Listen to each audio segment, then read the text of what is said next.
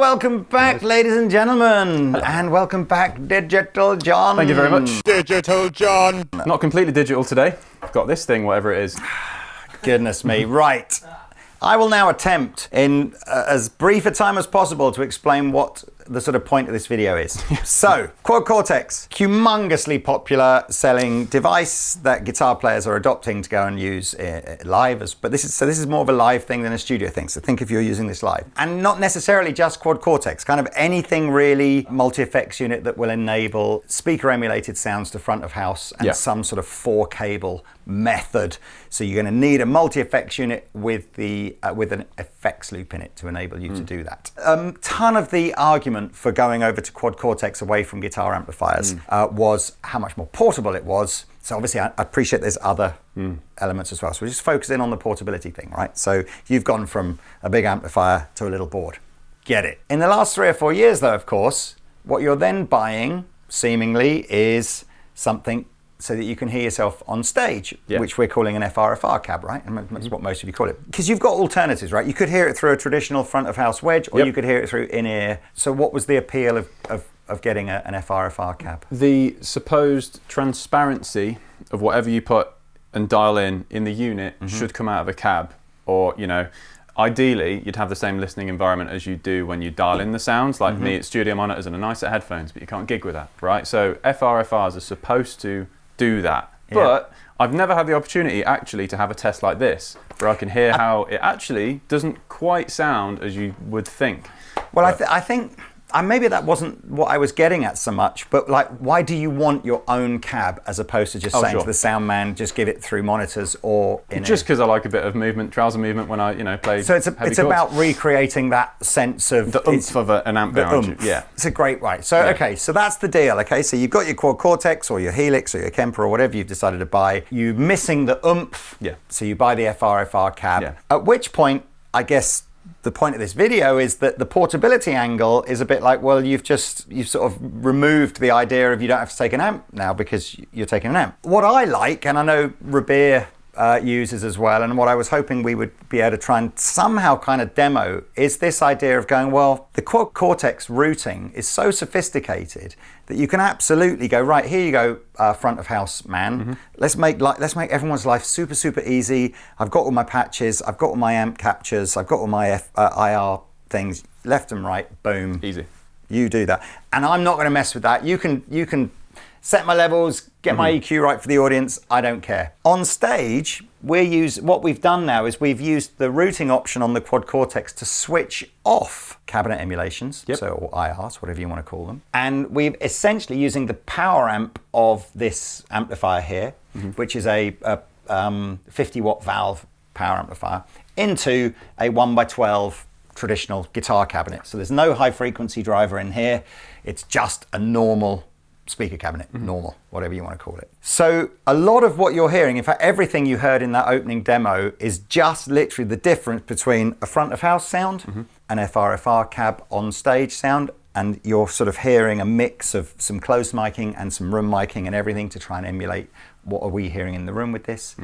Against the Quad Cortex going into the valve power section of here and into a normal guitar cabinet. If we take that to the next possibility, we use the 4-cable method, which is where now the preamplifier of this amplifier is running as a send and return effects block within the Quad Cortex. Yes. So as well as running everything through the power section of this amplifier, you can elect, depending on the patch that you're on, you might want to use the actual preamp as well, but we haven't done that yet. No. Let's go back to your front of house sound, or maybe even your laney sound. It doesn't really matter because they're basically the same sound with the same IR on it, aren't they? And let's just do laney versus real guitar cab. And this isn't trying to be an advert for Victory. You can do this with any guitar amplifier with an effects return or a power amp input and a normal cabinet. Obviously the Victory one, you know I'm a fan of Victory, you know I'm involved with Victory, but I think the lunchbox head really comes into its own here because the portability is still, that's the difference between you're taking out a cabinet that's much the same size and then a little amplifier that's really not much bigger than your Quad Cortex. Right. And a few more cables. So just for those watching, on the floor, if you see QC for reference, A is always going to be the FRFR, so straight into the laney, nothing else. Valve means we're going into the power section of the Victory Kraken, and front of house is just going to be left and right in without any of the stuff in the room. Front end is when we go into the front end of that, just if you're looking at QC and wondering what A, B, C and D correspond to. So you want FRFR first, right? Yeah, so I think so. And I don't mind, we've set 2 patches up. One is a driven patch, one is a clean patch, but it's all just using stuff in the QC. We haven't loaded any captures native, or anything like that. Okay, so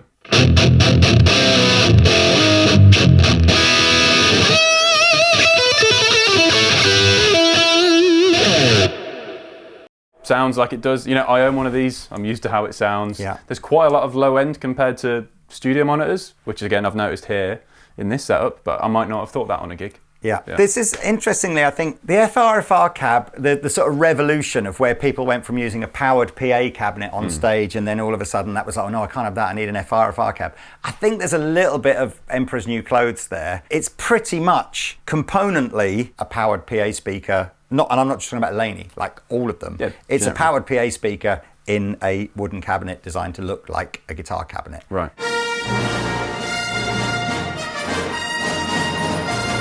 There's not really a great deal of difference between having like a QSC thing that looks like a PA cabinet versus a Laney thing that looks like a guitar cabinet. If you stripped all the outside off, it's much the same thing. Upside of that is what you should be hearing through here is what is being sent to front of house. And there is some merit to that, right? Being fair, I'm not right in front of the cone. I'm to the side of it, and we're not as loud as, you know, I'm right in earshot and direction of these Genelecs. Yeah. So it's not going to be 100% fair. Yeah. Sorry, Lane. And that was when I had Guillem from Two Notes here, and we were talking about how do I make my Genelecs sound like real cabs. He just went, buy bigger Genelecs. Quite. He said eventually, you know, once you get up to a Genelec with a 12-inch speaker and a high frequency driver in it, it's going to sound like, and it's shaped like a studio monitor. Yeah. Anyway, but that's so keep playing with that, and then go over to the Valve version and just tell me how you as a guitar player. I want this. This is about the thump on stage and recreating the experience of playing with a guitar amplifier behind you on stage. Why is that even important? Yeah. But anyway, play for a bit and then. All right. So FRFR first.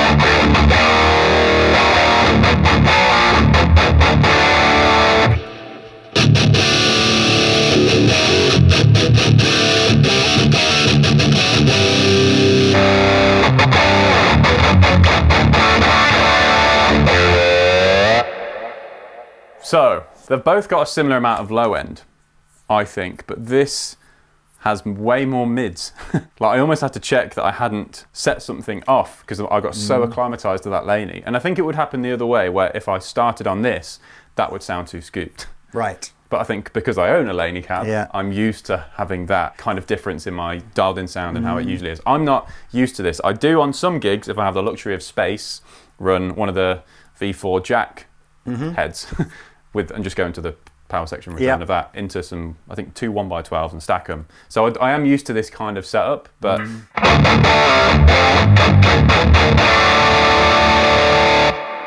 I'm not used to how amps sound. I just think there's so much more articulation through a valve amplifier and a real speaker is the wrong word. Sorry, a speaker designed to be used in a guitar cabinet. There's a proper thump again sitting right next to it. And we're not even loud in here. I think all we would find as we turned up is you'd get even more of that valveness would start to. Is there a feeling? Because I often find when I'm playing digital versus valve, I know I'm a dinosaur, but sometimes I can never escape with the digital thing of feeling like I'm hearing my sound being played back to me in real time, as opposed to like actually being connected. And it's not a latency thing. It's like it's a. Well, I've only ever really known the digital thing. Yes. So I don't have the same kind of I know what I'm looking to hear. That's always just how it sounded. What this feels like is a spongier version of guitar sounds.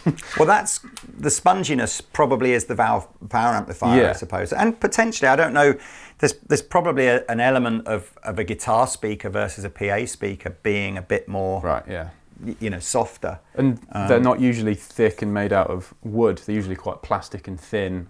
Like PA speakers are usually quite, they're a different geography altogether than a guitar cab. So I think, that might have something to do with it. But if I just quickly...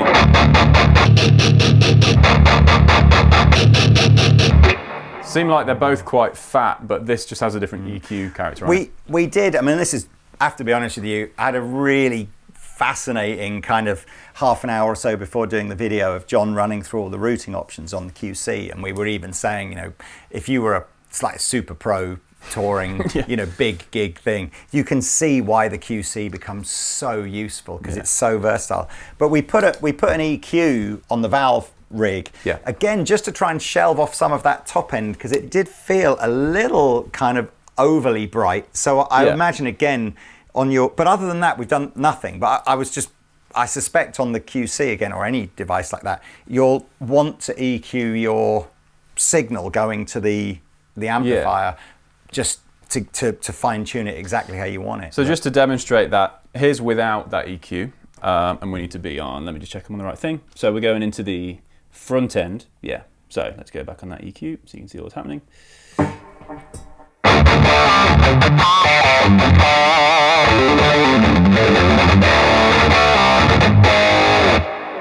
Feels kind of sizzlier, a little bit top. sizzlier, yeah. So bringing that in, we just rolled off to about 7K.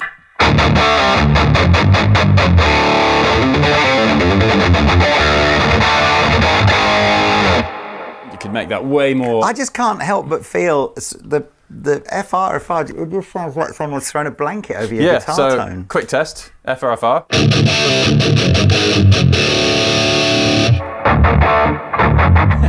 You've got the EQ massively rolled off, haven't you? Dialed it back there, so let's, I don't know. Yeah, it's also got a bit of a bump in the low mids as well, but... we'll go over and we'll look at the clean stuff, but I suppose what's interesting here is many of you will be going, but this is 500 quid, and there probably are cheaper FRFR cabs. That's true. And this is, 1,500 quid for a valve head and a cabinet or whatever, and I get that. So, but... I'm you're not allowed to, if you, like John and Rabir, have just gone and spent £1,500 on somebody wiring up your pedal board to put your quad cortex on, you're not allowed to play the card that you can't afford to buy this setup. Ultimately, we're now in the realms of which one sounds better. And if that sounds better, you're not allowed to tell me you can't afford it if you've just spent £1,500 having lights fitted to the underneath of your pedal board. I just feel like I'm not going to be the guy to say that I need to have a valve power section to play a gig. Why? That's why, because I'm happy with that. I'm remaining modest, But it does the job. When I turn it up and I'm playing with a drummer, I'm not going to care about the EQ character at my knees.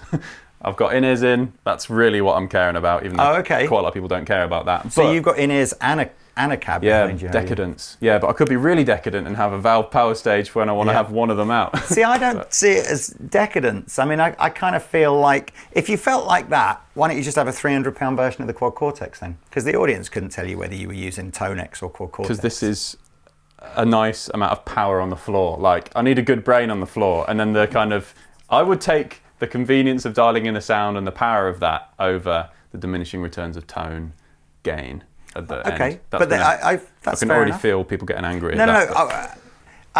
Look, at the end of the day, this isn't about is this adequate and does it do a job?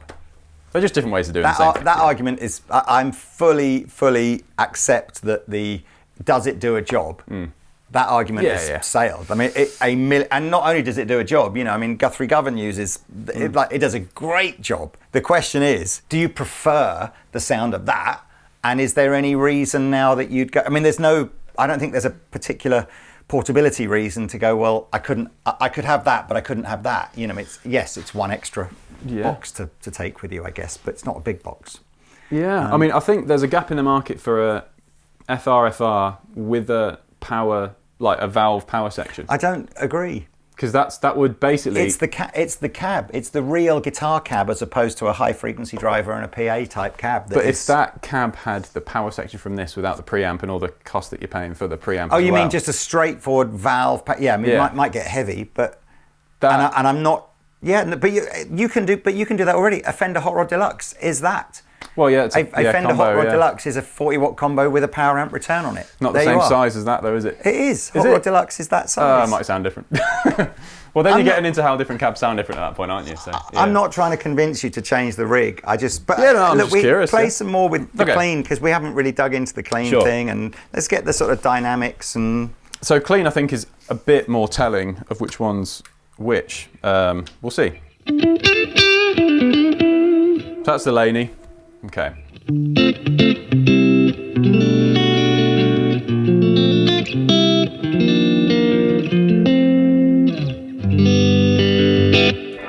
Oh, sorry, my bad. Now we're into the return of the Kraken.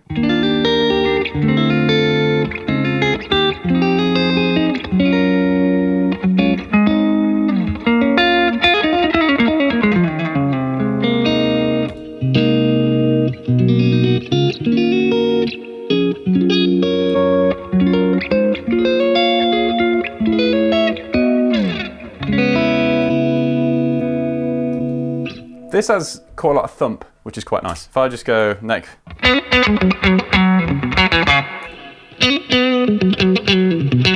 That's like way more compressed in the thumpiness. It's that spongy thing I was on about. That you do get that from a cab, you don't get that from, I guess it's a non-valve power section, isn't it? That's really what the difference is. But there's two things going on here. It's a different speaker designed to be a traditional guitar speaker, and it's a valve power section versus a Class D power section and more of a PA style speaker setup. Yeah, it makes a difference. So this is just oh my goodness, big clumsy feet. Sorry. I meant that one. So this is just the Genelex for comparison. Yeah.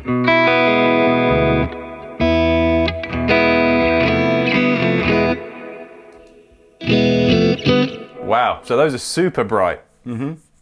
That's potentially positioning. Yeah, because obviously the high frequency thing is, we've got the Genelex on stands at kind of ear height.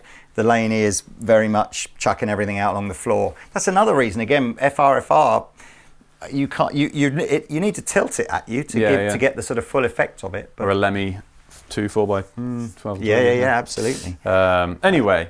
Interesting test. I've never had this opportunity to do that, but I'm quite happy for you to just sit and play some extended stuff and swap between them. And then I suppose I'm on that sort of crusade of just like valve is still.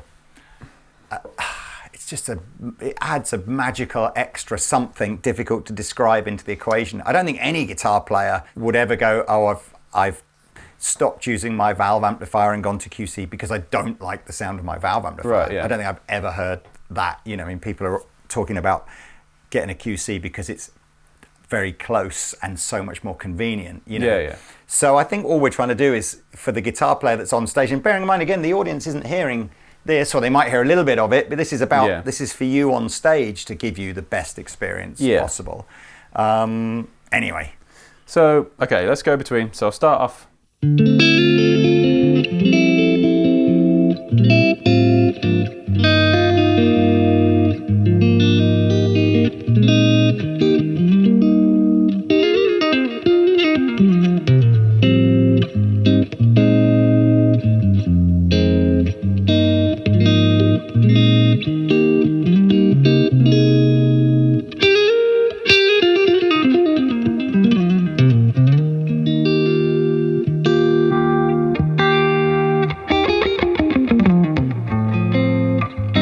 Massively better, isn't it?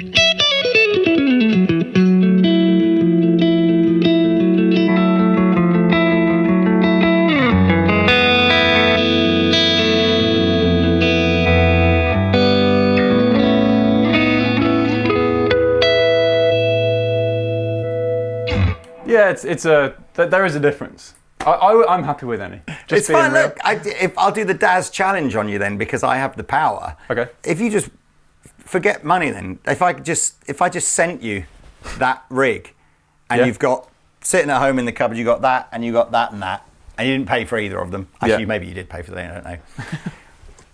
Would you still take the Laney to the gig just purely and simply because it's one less box to carry? I think I would dial it in a bit differently for the cab because there's way more like high mid. Because we feel like that one's scooped, and you kind of said something like that has loads of live sucked out of it, or something like you said something like that. This has a different EQ character that I'm not used to playing live with. Like I feel like the Laney, at least where I'm sitting, is closer. I agree. Than the cab. But I think that's why loads of amp players don't like the digital thing because it doesn't have the character that this is putting out. Well, exactly. You know.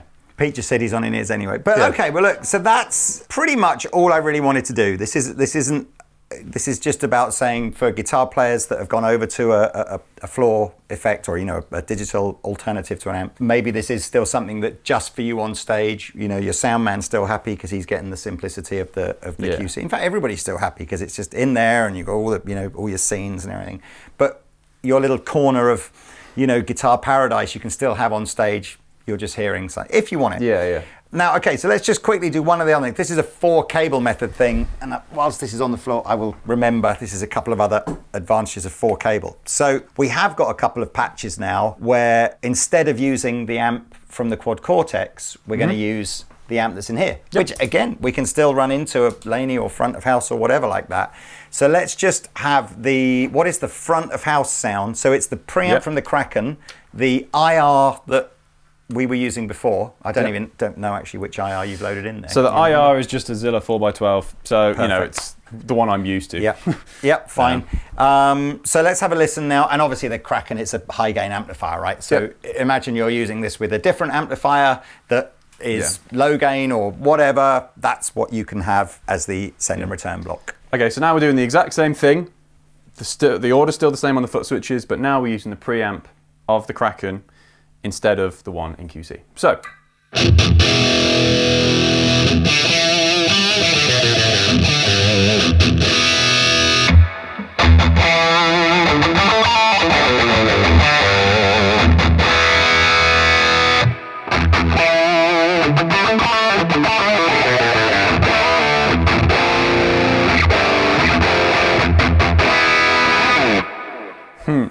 And you can still use all of your transpose effects, all of your all your effects pedals, your delays, reverbs, whatever. We're just using the amp section from the amp rather than a model on here. And the reason I've got this here as well, of course, if your amp has features which of course if you had a Plexi or something like that, it wouldn't. But on something like a Kraken, you've got 2 channels and 2 master volumes. If you had this on your board next to your QC, you could obviously elect to engage those as well. And obviously you could have all of these running at the same time output wise. By nature of this video, we haven't done that. So you should be able to hear only one of these at a time. Let's have this all the sounds and the front of house, because then that won't help you guys, but that'll give maybe a slightly more real experience for John, sort of hearing maybe the front of house as a sort of pseudo in-ear thing. So we're going to have this coming out of here. So we want outputs 1, 2, and 4 all on at the same time. And then whichever amp you want to use.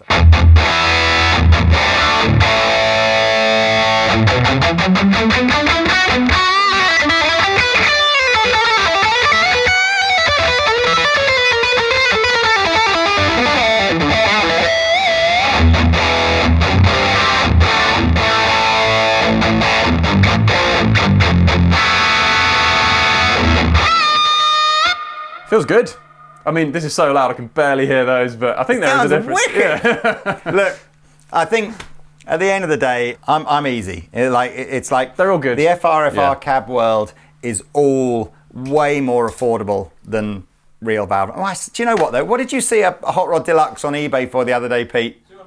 250 quid. So you get a 40 watt 1x12 valve amplifier with a power amp input, so it'll do all of this stuff. Whatever. You do what you do. I'm just saying that if the sound man's telling me I've got to use this and I'm da-da-da-da-da-da, that's all fine. But my little piece of stage where it's just for me. Yeah.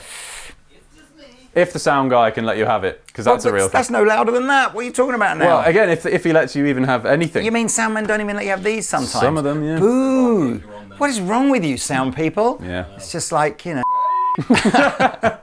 Anyway, look, that's it. Video over. Yeah. Again, disclaimer again, this is not any valve amplifier with an effects return. Any FFR can do that. cab, Absolutely. There are other brands of multi-effects units, but there is only one retailer that you should buy this stuff from. This is true.